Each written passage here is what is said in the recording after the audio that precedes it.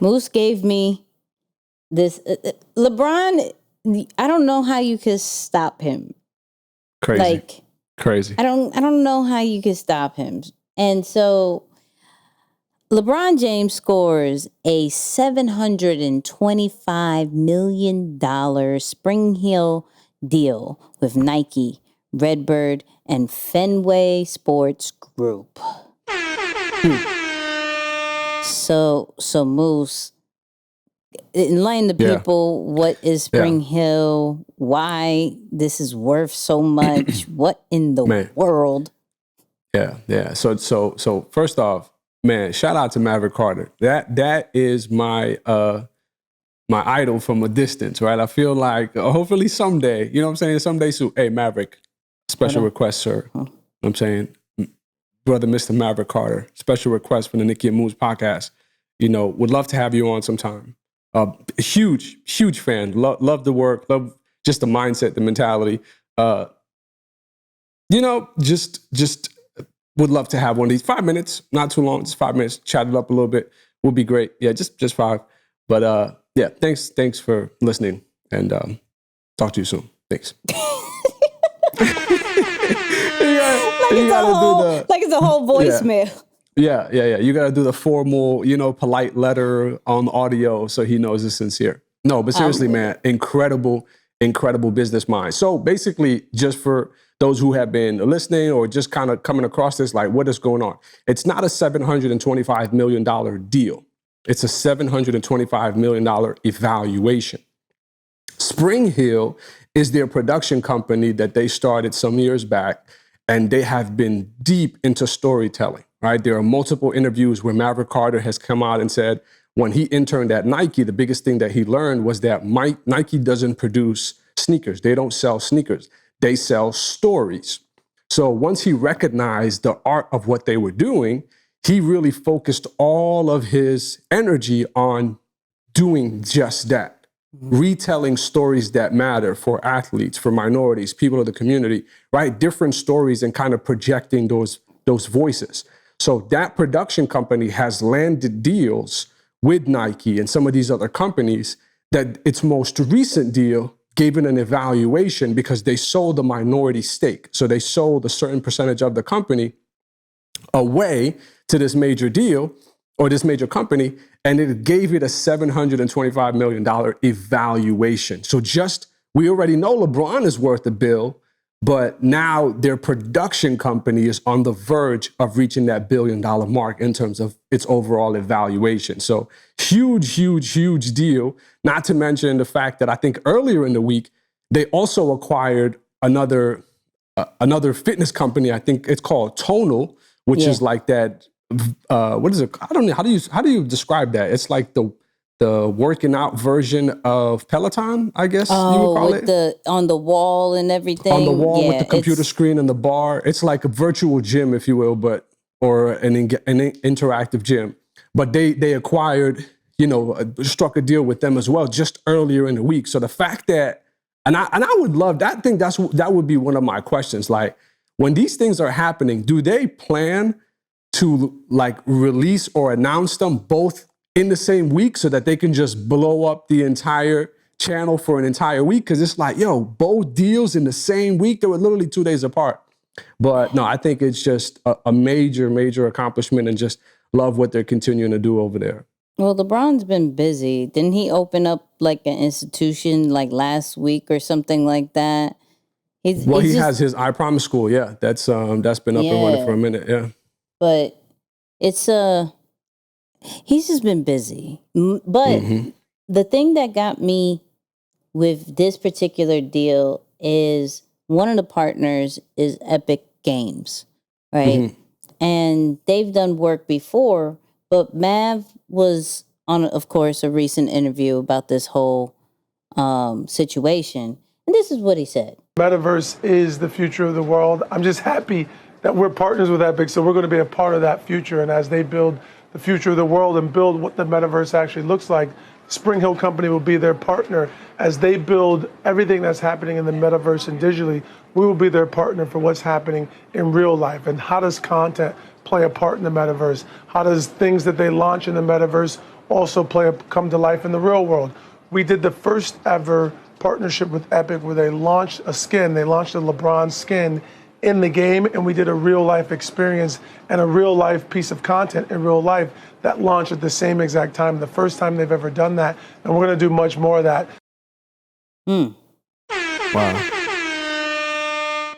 So I like this because it comes to, when we're talking about partnerships, what point, and I'm going to lean on Moose for this a lot, is at what point do you think about how much money this is going to make me? And then at what point are you thinking about the forward thinking? How much is this partnership going to make me relevant for the future? Am I going to be ahead of things? Am I going to stay relevant in the next 5-10 years instead of maybe just thinking about what's relevant right now? And so we saw, and we went over the whole, Fortnite deal with LeBron and how he had a skin and how he came out with actual product. The fact that they're being intentional with saying, hey, you think about the virtual world, the metaverse, and we're going to think about how that content can come to real life and combine it and stop truly separating the two, but making it a full-blown experience when you go into the metaverse and when you're dealing with real life. So I'm looking at it like with partnerships and being in business, do you now, once you're seeing these types of deals, do we have to start thinking about, there's a lot of things that are changing. We're hearing more about the metaverse. We're hearing about NFTs. We're hearing about crypto. We're hearing, it's not going away. I recently heard a Meek Mill interview, and we'll get into that later. But all he was saying was, I'm probably going to get out of music in a few years, but I'll drop it in an NFT. I'll get more into the metaverse. I'll get so people are starting to make that into a regular thing. So when we look at it, how much do we think about money and how much we think about the future? Yeah. I mean, at this point in time, I think they're both equally important. And when we say future, for those of you listening, you gotta understand what that means, right? You have to think, how can you add longevity to your brand? You can't expect that just because you're relevant today, you're gonna be relevant 10 years from now, 20 years from now. As generations get older, how can you start to plant your brand, your company, your product, your service in the ears or in the path of the younger generation, so that as they're navigating their interest, they start to get introduced to what you do as well. So when you think about why this is genius from LeBron's camp, is because this is not LeBron, who is 20-something years old, who has a lifeline in the NBA and is going to get this free marketing and being publicized by the NBA, all over the world. He's at the end of his career where maybe in 3 to 5 years, he's going to be completely phased out, where at some point there is going to be some kid growing up in the next 5 years. If you ask him, hey, who's your favorite player? LeBron James is not going to be even an option to him, because they're not going to know. Right. But what are they going to know? This meta world, right? Or this metaverse world, which is literally a virtual world where people can pretty much exchange everything from digital products to digital housing. From what I've learned about it so far, and a good friend of mine, his son, Caden, shout out to Caden, I think they listen to this as well from time to time. Caden was kind of introducing me to this whole thing. And I'm like, this is an entire world that, for business people, especially if you're in the business of storytelling and really thinking about how you can introduce it, it's a very smart partnership to put yourself in the longevity. You add years to your brand. So I would even say, Nick, it's probably even 60-40, because if you're making money right now and you're able to add years to your brand or your company by making it younger, well, guess what? You've just extended the money that you're making now for an additional 10, 20 years based on where you collaborate and position yourself. Fair. Yeah. I'm not even mad at that. That's a good percentage. That's a good percentage. Little something. I'm so torn because I'm like, the bag is important, right? The bag is super important. However, I want to be relevant. I'm not partnering with you if I can't be relevant later. Absolutely. Absolutely. I'm doing something to get more exposure. I'm getting some. Well, that could be one of the reasons. That may not be the main reason, but that for some, exposure and relevance is important. So, yeah. Let me share this real quick while we're on it. Right. Go ahead.